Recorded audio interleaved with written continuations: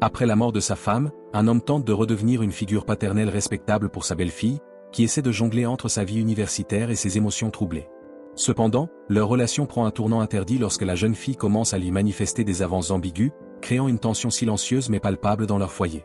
Un soir, Rémi travaille comme pianiste dans un restaurant chic de Paris, jouant une musique douce et veloutée pour des clients élégants. Tandis qu'il observe les couples qui rient et s'échangent des regards complices, il se sent étrangement en décalage avec ce monde, se reconnaissant dans les mélodies mélancoliques qu'il interprète. Il médite sur la distance croissante entre lui et sa femme Martine, sur leurs rêves éteints et leur amour fané. Plus tard, de retour à la maison, il trouve Martine en train de se préparer pour sortir. Épuisée et amère, il lui confie sa peine, évoquant la lente agonie de leur mariage. Mais elle demeure indifférente, absorbée par son apparence devant le miroir. Quand il mentionne que son salaire a été retardé, elle s'emporte, déclarant qu'elle a besoin d'argent pour s'acheter des vêtements afin de conserver son éclat. Rémi, blessé, lui rétorque que ses frivolités sont inutiles puisque sa carrière de mannequin touche à sa fin. Martine lui révèle alors, d'un ton provocateur, qu'elle a rendez-vous avec un photographe pour poser en lingerie, ce qui le choque profondément. Il lui rappelle qu'elle avait juré de ne jamais accepter ce genre de travail, mais elle lui répond froidement qu'à son âge, elle ne peut plus faire de photos de visage et qu'il n'a aucun droit de l'empêcher de travailler. Résigné, Rémi lui tend ce qui lui reste d'argent. Martine s'apprête à partir avec la voiture de son mari, mais le réservoir est presque vide. Rémi doit la pousser pour faire démarrer le moteur. Après une première tentative infructueuse, il essaie de la convaincre de rester à la maison, suggérant que cette panne est peut-être un signe. Elle refuse catégoriquement. Il pousse à nouveau, et finalement le moteur rugit. La voiture bondit vers l'avant et disparaît dans la rue. Triste et vidé, Rémi rentre chez lui en murmurant que ni lui ni les photographes douteux ne méritent une femme aussi belle. Quelques instants plus tard, Martine perd le contrôle de la voiture lorsqu'un camion surgit devant elle. L'impact est fatal. Informé de l'accident, Rémi accourt sur les lieux, effondré. Le même jour, sa belle-fille, Marion, revient de l'université et demande aussitôt où se trouve sa mère. Ne pouvant affronter la réalité, Rémi ment et prétend qu'elle est encore au travail. La jeune femme remarque son trouble et l'interroge, mais il élude. Plus tard, seul, il s'effondre en larmes. Après un moment de courage, il entre dans la chambre de Marion, lui demande une feuille et rédige une lettre pour lui révéler la vérité sur la mort de Martine. Avant de sortir pour faire des courses, il laisse la lettre sur la table et l'invite à la lire. À son retour, il découvre qu'elle a lu ces mots. D'abord incrédule, elle le confronte, pensant à une mauvaise blague, mais il confirme tristement la nouvelle. Effondrée, Marion se jette dans ses bras, cherchant du réconfort. Le lendemain soir, Rémi rencontre le père biologique de Marion, Charlie, un homme alcoolique, dans un bar pour lui annoncer la mort de Martine. Malgré leur animosité, ils discutent du sort de la jeune femme. Charlie insiste pour reprendre sa fille sous sa garde, mais Rémi, inquiet, tente de s'assurer qu'elle sera bien traitée. En rentrant chez lui, il trouve Marion l'attendant. Elle lui propose de dîner, mais il refuse, incapable d'avaler quoi que ce soit. Touchée par sa tristesse, elle pose la tête sur son épaule et murmure qu'elle ne veut vivre nulle part ailleurs qu'avec lui. Il lui promet qu'il s'occupera d'elle. Ensemble, ils s'asseyent sur le lit, submergés par les larmes et la solitude. Le matin suivant, à l'insu de Marion, Rémi aide Charlie à charger ses affaires dans le coffre de sa voiture. Dans un dernier geste de sollicitude, il lui explique les habitudes et les goûts de sa belle-fille, espérant qu'il saura en prendre soin. Lorsque Marion rentre et découvre la scène, elle comprend immédiatement la situation. Blessée, elle reproche à Rémi de ne pas être fiable, refuse l'étreinte de son père et s'enfuit sans un mot. Après les funérailles de Martine, Rémi sombre complètement. Chaque après-midi, il s'installe dans la boutique de son ami Nicolas, feuilletant journaux et bandes dessinées jusqu'à la fermeture, incapable de retrouver un sens à sa vie, hanté par la perte de sa femme et la distance irréversible qui le sépare désormais de Marion. La nuit, Rémi partage souvent le dîner avec la famille du boutiquier, Nicolas, qui tente par tous les moyens d'égayer son humeur morose. Malgré leurs efforts bienveillants, il reste enfermé dans sa tristesse, ne répondant que par des sourires forcés et des silences lourds. Parfois, entre deux bouchées, il laisse échapper quelques mots amers au sujet de Marion, sa belle-fille, qui ne donne plus signe de vie depuis qu'elle est partie vivre chez son père. Il exprime sa douleur d'avoir tout sacrifié pour l'élever, pour finalement être oublié. Nicolas, cherchant à le réconforter, lui explique que la jeune femme a peut-être cru qu'il l'avait abandonnée et qu'avec le temps, la rancune s'effacera. Pour apaiser l'atmosphère, le commerçant saisit son violoncelle et entame une mélodie douce, que Rémi accompagne au piano. Leurs notes s'entrelacent, tristes et harmonieuses, comme une confession muette. Sur le chemin du retour, Rémi s'arrête dans une cabine téléphonique, le cœur battant. Il compose le numéro de Marion. Lorsqu'elle décroche et reconnaît sa voix, un long silence s'installe. Malgré ses suppliques, ses tentatives pour expliquer son geste et ses mots tremblants, elle ne prononce pas un mot.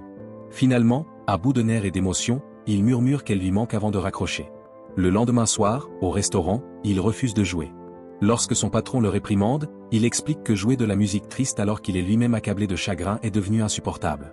Agacé par sa désobéissance, le gérant le renvoie immédiatement. Rentré chez lui, désemparé, Rémi s'enfonce dans le silence de son appartement vide. C'est alors que la porte s'ouvre et que Marion apparaît, les bras chargés de valises. Elle déclare d'un ton décidé qu'elle revient vivre ici. Surprise et joie se mêlent dans le regard de Rémi, mais avant qu'il puisse protester, la jeune femme le serre contre elle avec une tendresse qu'il n'avait pas ressentie depuis longtemps. Peu après, Charlie, le père biologique de Marion, arrive furieux pour la ramener. Sa fille refuse catégoriquement, affirmant qu'il ne peut l'en empêcher à moins de la séquestrer. La tension monte, des mots blessants s'échangent, et une bagarre éclate entre les deux hommes. Finalement, Marion s'interpose, soignant leurs blessures avec douceur. Avant de partir, Charlie cède et confie sa fille à Rémi, qui lui promet solennellement d'en prendre soin comme si elle était la sienne. Le lendemain matin, Marion prépare le petit déjeuner pour son beau-père. Entre deux gorgées de café, il lui avoue qu'il a perdu son emploi. Sans hésiter, elle propose de faire du babysitting pour contribuer aux dépenses, tandis qu'il donnera des cours de piano. Il accepte, touché par son sens des responsabilités. Les semaines passent, Marion jongle entre l'université, son travail à temps partiel et les soirées passées à aider Rémi dans ses cours. Pourtant, il remarque qu'elle rentre de plus en plus tard et que ses notes déclinent. Inquiet, il lui demande de ralentir, mais elle reste évasive. Ce soir-là, lorsqu'il lui dit d'aller se coucher, elle reste immobile, troublée. Voyant son hésitation, Rémi l'encourage à parler. Alors, la jeune femme pose sa tête sur sa poitrine et lui avoue son attirance croissante pour lui. Sous le choc, Rémi tente de balayer ses paroles, affirmant qu'elle est simplement confuse. Marion insiste, les larmes aux yeux, disant qu'elle pense sans cesse à lui et que c'est la raison pour laquelle elle n'arrive plus à se concentrer sur ses études. Gêné, il lui répond que ses émotions sont naturelles pour une jeune fille de son âge et qu'elles s'évanouiront avec le temps. Il ajoute qu'il ne peut ressentir la même chose, car elle est encore trop jeune. Blessée, Marion s'emporte, affirmant qu'elle est une femme à part entière, avant de quitter la pièce en claquant la porte. Le lendemain matin, pendant le petit déjeuner, elle revient sur le sujet avec une détermination nouvelle. Elle lui déclare que leurs âges et leurs liens importent peu, qu'elle est sûre de ses sentiments. Mais Rémi reste ferme, refusant catégoriquement de franchir cette limite. Le soir venu, il rentre du travail et la découvre allongée sur son lit, nue, le regard brûlant de désir. Il détourne les yeux et lui ordonne de se rhabiller, répétant qu'il n'a aucune intention de céder. Pourtant, Marion ne renonce pas. La nuit suivante, elle entre silencieusement dans sa chambre, un livre à la main, s'installe à ses côtés et lui murmure qu'elle est à lui s'il le souhaite. À bout de patience, il lui demande de retourner dans sa chambre. Quand elle tente une fois encore de l'approcher, il la repousse brusquement, la blessant moralement. Le lendemain, affaiblie, Marion s'évanouit. Le médecin diagnostique une anémie et recommande un séjour à la montagne. Charlie accepte le plan et demande à Rémi de l'accompagner à la gare avant de les rejoindre plus tard. À la station, Rémi rassure Marion en lui disant que l'air pur lui fera du bien. Juste avant le départ du train, elle le supplie de l'embrasser. Submergé par l'émotion, il cède et leurs lèvres se rejoignent dans un baiser long et désespéré. Ce soir-là, après avoir perdu son logement pour loyers impayés, Rémi s'installe temporairement chez Nicolas et sa famille. À Noël, le téléphone sonne, c'est Marion. Sa voix tremble lorsqu'elle lui confesse son amour, et cette fois, il répond qu'il l'aime aussi. Pris d'une impulsion, il emprunte la voiture de Simone, l'épouse de Nicolas, et se rend dans les montagnes pour la retrouver. À leur rencontre, ils s'enlacent et s'embrassent passionnément avant de se rendre dans un hôtel. Mais Marion explique qu'elle doit rentrer avant le réveil de son père et promet de revenir plus tard. Lorsqu'elle revient dans l'après-midi, elle trouve Rémi endormi. Elle se dévait lentement et caresse son visage jusqu'à ce qu'il se réveille. Leurs regards se croisent, et sans un mot, ils s'unissent, comblant dans leurs étreintes le vide de leur solitude. En reprenant la route, Rémi parle à voix haute à sa défunte épouse, Martine. Il lui confesse qu'il a tout tenté pour éviter cette faute, mais que c'était inévitable. Il lui promet qu'il a été doux, qu'il a respecté leur fille et qu'elle était heureuse. Submergé par le remords, il demande pardon et supplie qu'elle lui montre la voie. Les semaines suivantes, Marion revient de son séjour. Pourtant, elle perçoit un changement radical. Rémi est distant, réservé, presque froid. Il la conduit dans une vieille maison modeste où il vit désormais et, à sa grande déception, lui attribue une chambre séparée. Lors du dîner, il lui demande de ne jamais évoquer ce qui s'est passé à Noël. Elle accepte à contre-cœur. Il lui explique qu'il ne peut poursuivre une telle relation et l'encourage à vivre pleinement, à rencontrer des gens de son âge, à aimer librement. Elle pleure, mais finit par acquiescer. Quelques jours plus tard, Rémi tente de se reconstruire, reprenant le piano dans un salon de thé parisien pour subvenir à ses besoins. En rentrant, il découvre que Marion a invité des amis chez eux. Gêné par ce désordre, il s'éclipse pour jouer du piano chez Nicolas, cherchant refuge dans la musique. Lorsqu'il revient enfin, il trouve l'appartement désert, sauf un jeune homme sortant de la chambre de Marion, image silencieuse d'un monde qui continue sans lui. Rémi hésite un instant à aller frapper à la porte de la chambre de Marion, poussé par l'inquiétude, mais il se ravise presque aussitôt, redoutant de ne plus avoir le droit de s'immiscer dans sa vie privée. Il comprend qu'elle a grandi, qu'elle a désormais ses propres relations, et qu'il ne peut se permettre d'interférer. Alors qu'il s'apprête à quitter l'appartement, la porte de la chambre s'ouvre et Marion en sort, vêtue simplement, l'air apaisé mais décidé. Elle l'invite à entrer. Dans un ton calme, elle lui explique qu'elle a seulement suivi son conseil. Chercher quelqu'un d'autre, un substitut à lui, comme il le lui avait suggéré. Pourtant, ses gestes et ses regards trahissent une autre intention. Doucement, elle s'approche et tente de renouer une intimité qu'il croyait disparue. Rémi, bouleversé, la repousse avec colère et quitte la pièce, déchiré entre la raison et le désir.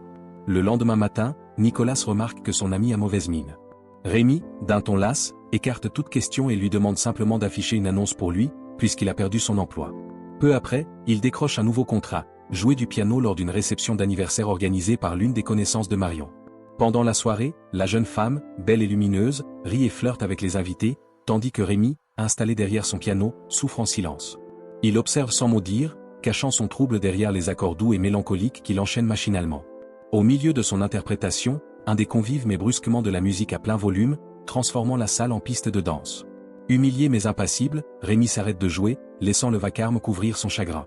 Prétextant un enregistrement matinal, il quitte la fête plus tôt, non sans recevoir un compliment de la mère de la célébrante, qui lui dit qu'il a un toucher magique. Alors qu'il s'éloigne, Marion s'approche de lui pour le remercier et dépose un baiser sur sa joue. Avant de partir, Rémi demande à la mère de veiller sur elle, ce qu'elle promet avec bienveillance. À l'aube, Marion rentre à la maison et trouve Rémi éveillé, assis dans le salon, une tasse vide à la main. Il lui demande calmement pourquoi elle est rentrée si tard. Elle s'excuse, expliquant qu'elle s'est laissée emporter par l'ambiance de la fête, puis, pour se faire pardonner, propose de lui préparer du café. Dans la lumière tamisée du salon, une tension familière renaît entre eux. Rémi, incapable de contenir plus longtemps ses sentiments, se lève, s'approche d'elle et l'embrasse. Cette fois, il lui avoue qu'il l'aime et qu'il la désire. Marion, troublée mais heureuse, lui rend son baiser avec passion, et ils finissent par s'abandonner l'un à l'autre. Le lendemain matin, alors qu'ils dorment encore, on frappe à la porte. Rémi, alerté, ordonne à Marion de rester dans la chambre pendant qu'il descend. Il ouvre la porte et découvre Charlie, le père de Marion, tout sourire, venu la voir par surprise. Pris de panique, Rémi improvise un mensonge. Marion serait sortie prendre son petit déjeuner à la cafétéria du coin. Charlie, ravi mais fatigué, demande s'il peut se reposer quelques minutes à l'intérieur. Rémi, craignant d'éveiller les soupçons, accepte à contre-cœur. Quelques instants plus tard, Marion descend précipitamment, feignant la surprise. Son père, étonné de la voir là, remarque aussitôt leur air ébouriffé et leur visage fatigué. Pris de court, ils inventent une excuse, elle n'a pas cours aujourd'hui, son professeur de français étant malade. Peu à peu, Charlie se laisse convaincre et se détend. Dans un élan de bonne volonté, il propose que tous trois vivent ensemble, promettant d'abandonner l'alcool pour de bon. Rémi acquiesce, forcé de jouer le jeu, mais Marion ne peut cacher sa gêne. Elle sait que cette cohabitation rendra leur secret encore plus dangereux. Lorsque son père finit par partir, le couple se jette dans les bras l'un de l'autre, soulagé. Mais dehors, Charlie n'est pas allé bien loin. Par une fenêtre, il les aperçoit enlacés, et son sourire s'efface.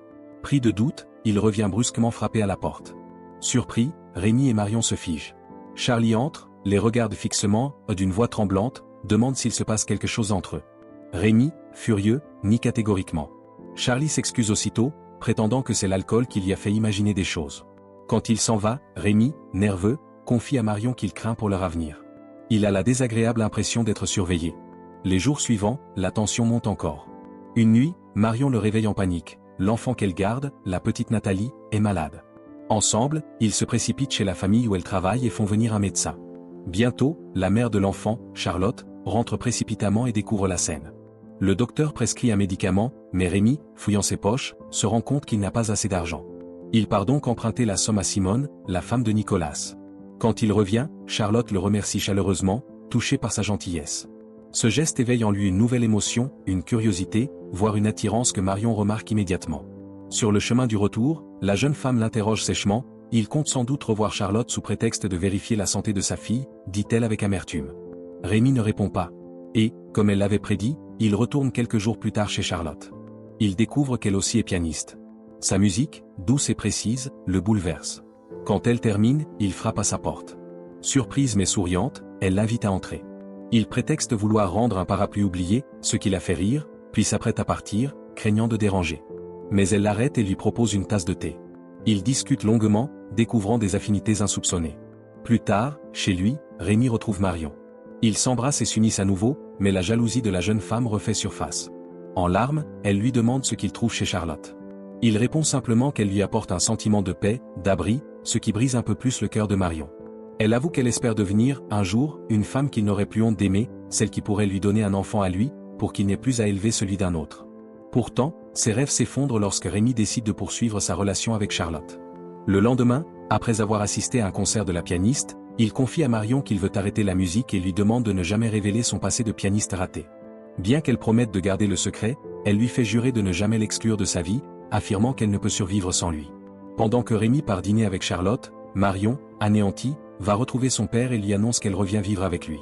Ce soir-là, en rentrant chez lui, Rémi découvre la chambre vide. Le lit est défait, les tiroirs ouverts. Comprenant qu'elle est partie, il s'effondre. En quête d'un refuge, il se rend chez Charlotte, où ils passent la soirée ensemble, ignorant que la petite Nathalie, depuis le couloir, les observe en silence, témoin innocent d'un nouvel amour entaché d'ombre et de regrets.